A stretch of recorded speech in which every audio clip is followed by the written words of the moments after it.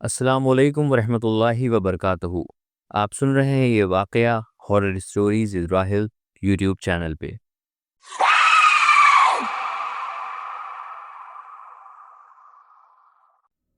امید کرتے ہیں آپ سب بخیر ہوں گے اور واقعوں کا لطف لے رہے ہوں گے۔ آج جو واقعہ میں آپ کو بتانے لگا ہوں وہ ایک ایسے لڑکے کی زندگی کا واقعہ ہے جس نے اپنی زندگی کے شروعات زیرو دور سے کی تھی، اور آج وہ لڑکا نہ صرف بہت اچھی جاب کر رہا ہے، وہ بھی گورنمنٹ جاب، بلکہ اپنی بیوی، 2 بچوں اور ماں کو زندگی کی ہر وہ آرائش دے رہا ہے جس کے لیے وہ اپنی زندگی کے شروعاتی دور میں ہمیشہ ترستا رہا ہے۔ لیکن اس لڑکے نے کبھی بھی حالات سے ہار نہیں مانی اور ہر مشکل کا سامنا کر کے زندگی کے برے دور کو بہت پیچھے چھوڑ دیا۔ اس لڑکے کا نام حارث ہے اور وہ ہمیشہ سے لکھنؤ میں ہی رہتا تھا، پر اب اس کی ٹرانسفریبل جاب ہے، تو آج کل وہ بھوپال میں اپنی فیملی کے ساتھ پرسکون کی زندگی گزار رہا ہے۔ حارث کی 3 بہنیں اور 2 بھائی ہیں۔ حارث جب تک اسکول کی پڑھائی کر رہا تھا تب تک اس کے والد نے اس کی پڑھائی کا خرچہ اٹھایا۔ جب یہ انٹر فرسٹ ایئر میں گیا تو اس کے والد نے اسے آگے کی پڑھائی کے لیے فیس دینے سے صاف منع کر دیا۔ اس کے گھر کا ایسا ماحول تھا کہ ان کی امی لگ بھگ ہر دوسرے دن ان کے والد سے مار کھایا کرتی تھیں۔ گھر میں بہت زیادہ پریشانی کے حالات تھے۔ حارث کے دونوں بھائی گھر چھوڑ کر چلے گئے تھے۔ حارث کی والدہ گھر کا سارا کام کرتی اور ہر دوسرے دن ان کے شوہر ان سے جھگڑا کرتے اور ان کو مارتے پیٹتے۔ لڑائی کی آوازیں پورے محلے میں سنائی دیتی۔ بہرحال حارث شرم کے مارے سر جھکا کے محلے سے نکلتا۔ حارث کے ساتھ ساتھ باقی بہنوں کے اسکول کی فیس دینے سے بھی ان کے والد نے انکار کر دیا۔ دراصل پہلے ان کے والد ملک سے باہر کام کرتے تھے، وہاں سے آنے پر جو بھی کمایا تھا سب کا سب خرچ ہو گیا اور سارا غصہ بیوی بچوں پر نکلتا تھا۔ حارث بہت ذہین لڑکا تھا، وہ بہت خاموش رہا کرتا تھا۔ اس نے ہمیشہ ہر کلاس میں ٹاپ کیا تھا۔ اس کے لیے اس کی پڑھائی بہت معنی رکھتی تھی۔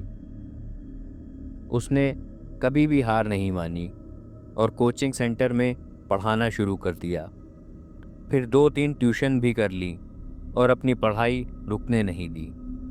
حارث نے نہ صرف اپنی بلکہ اپنے بچوں کی بھی پڑھائی جاری رکھی۔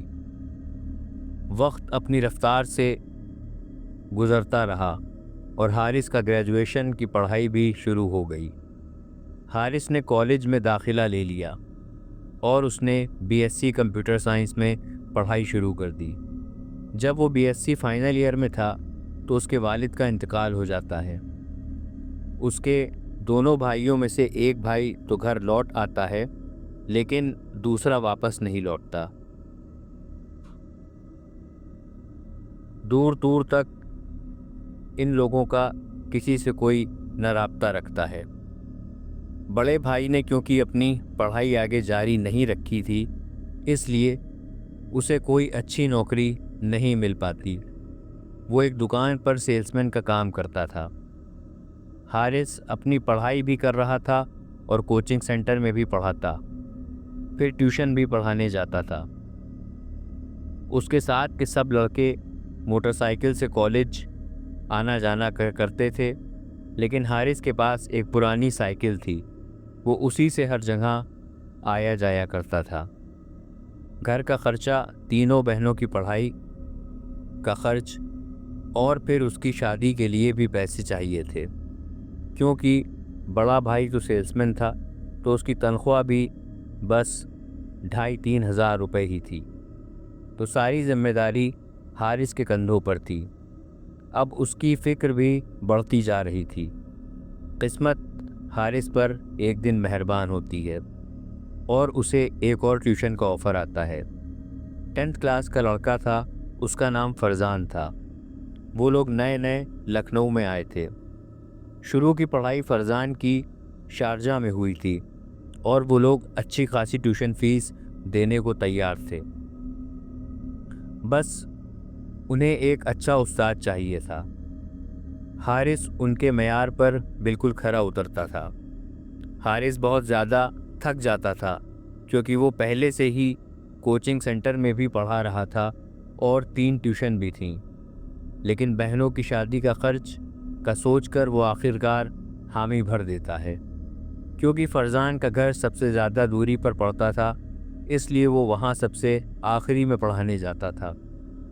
بس اس کی طرف ایک کی دقت تھی کہ اس کو گھر آتے آتے بہت دیر ہو جایا کرتی تھی اور وہ بہت تھک جایا کرتا تھا، لیکن مجبوریوں کے تحت وہ منع نہیں کر پا رہا تھا۔ خیر، ایک روز جب حارث فرزان کو ٹیوشن پڑھانے جاتا ہے تو گھر کا ملازم آ کر بتاتا ہے کہ سب لوگ باہر گئے ہوئے ہیں، بس 5-10 منٹ میں آنے والے ہوں گے اور آپ یہیں فرزان بھیا کے اسٹڈی روم میں بیٹھ جائیے۔ حارث روزمرہ کی طرح کرسی کھینچتا ہے اور بیٹھ جاتا ہے۔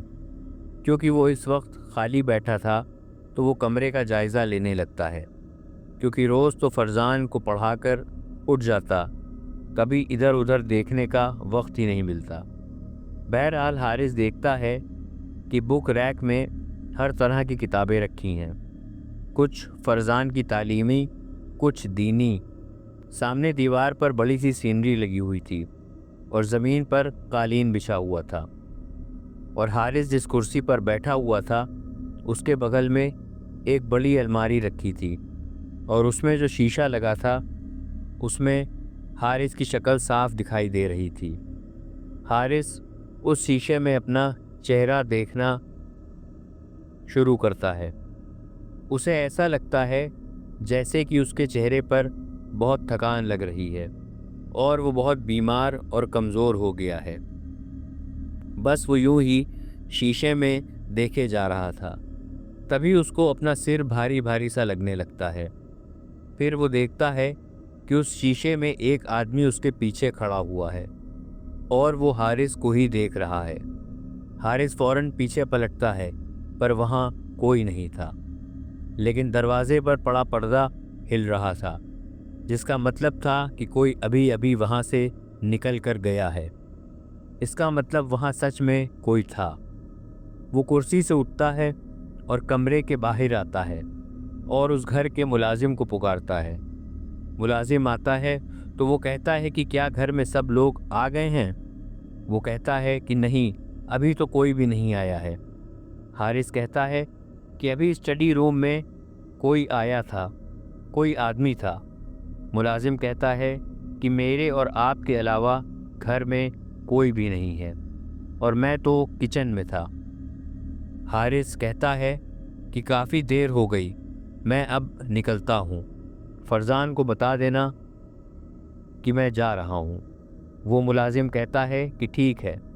تبھی فرزان اور اس کی فیملی واپس آ جاتے ہیں۔ وہ فرزان کے ساتھ اسٹڈی روم میں آ جاتا ہے اور اسے پڑھانے لگتا ہے۔ تبھی حارث کو پھر سے ایسا لگتا ہے کہ اس کا سر بھاری بھاری سا ہو رہا ہے۔ وہ کسی طرح صرف فرزان کو پڑھا کر اس کی چھٹی کرتا ہے اور گھر جانے کے لیے اٹھ جاتا ہے۔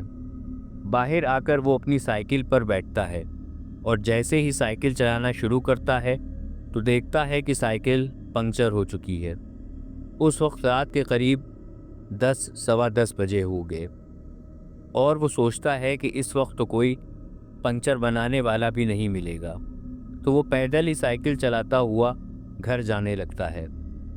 تبھی اسے راستے میں ایک آدمی ایک پان کی بند گمٹی کے پاس کھڑا ہوا دکھائی دیتا ہے۔ وہ حارث کی طرف دیکھ رہا تھا۔ حارث اس کو نظر انداز کر کے چپ چاپ چلتا رہتا ہے۔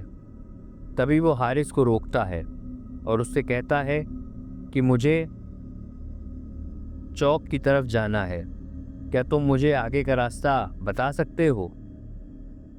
پہلے تو حارث سوچتا ہے کہ اسے منع کر دیں اور کہہ دوں مجھے نہیں پتا، لیکن کیونکہ حارث کو بھی ادھر ہی جانا تھا تو وہ اس سے کہتا ہے کہ میرا گھر بھی ادھر ہی پڑتا ہے، آپ میرے ساتھ اگر چلنا چاہیں تو وہاں تک چل سکتے ہیں، آپ کو پیدل ہی چلنا ہوگا کیونکہ اس وقت کوئی سواری ملے گی نہیں اور میری بھی سائیکل پنکچر ہو چکی ہے، تو پیدل ہی چلنا ہوگا۔